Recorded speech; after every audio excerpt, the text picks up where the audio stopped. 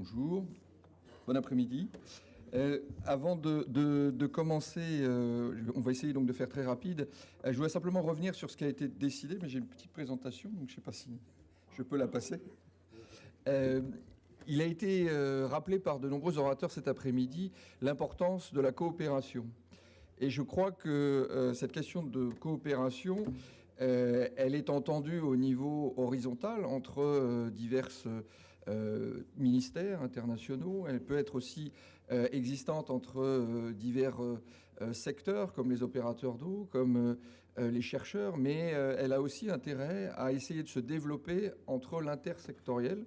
Et c'est un sujet sur lequel nous avons travaillé, notamment dans le cadre de l'Alliance des mégapoles pour l'eau et le climat, dont Jean-François nous a parlé tout à l'heure, qui a été donc initié à l'occasion de la COP 21 et qui rassemble des mégapoles qui souhaitent travailler sur les sujets d'adaptation au changement climatique pour leurs services d'eau notamment. Et donc, il est absolument nécessaire de travailler ensemble, non seulement d'opérateur à opérateur, mais aussi avec les chercheurs et avec les différents acteurs, sans oublier les ONG qui représentent les différents usagers de l'eau. Et je voudrais utiliser ma casquette WSmart et vous parler de cette association d'opérateurs d'eau et d'assainissement, à la fois publique et privée, qui a décidé de se rassembler pour la résilience des services d'eau. C'est une association qui a été créée juste après les attentats du 11 septembre à New York sur une base de coopération à l'appel de New York City DEP. Et les objectifs sont 4, principalement, de travailler sur la gestion de crise et la préparation à cette gestion de crise. Et quand on voit les conséquences du changement climatique, eh bien, nous sommes concernés. Travailler également sur le partage d'expériences, parce que c'est toujours mieux d'être à plusieurs que tout seul dans son coin à attendre que les choses arrivent. Travailler sur des projets de recherche et développement. On est également plus intéressé à utiliser les capacités, les moyens et les idées des uns et des autres. Et puis, pour dernier élément, la solidarité internationale. Donc, WSmart, c'est un certain nombre d'opérateurs, des opérateurs publics municipaux à New York, à Paris, à Liège, à Madrid, à Genève, etc. Des opérateurs nationaux, à Mekorot et EPAL, et puis des opérateurs privés, bien sûr, internationaux, comme Suez et Veolia.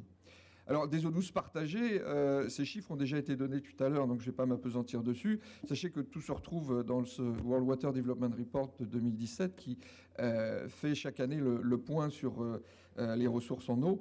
Les incidents, on en a parlé, mais je crois que ce qui est important aussi, c'est de savoir que les pays ne partagent pas seulement les ressources en eau, ils partagent aussi les pollutions environnementales et leurs conséquences, en particulier pour les eaux usées non traitées. On en a parlé également tout à l'heure, je n'y reviendrai pas.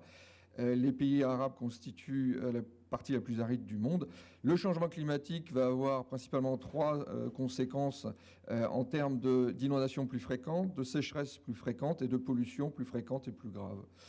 Également, on voit ici la pollution des eaux de surface avec, sur les eaux de rivière principalement.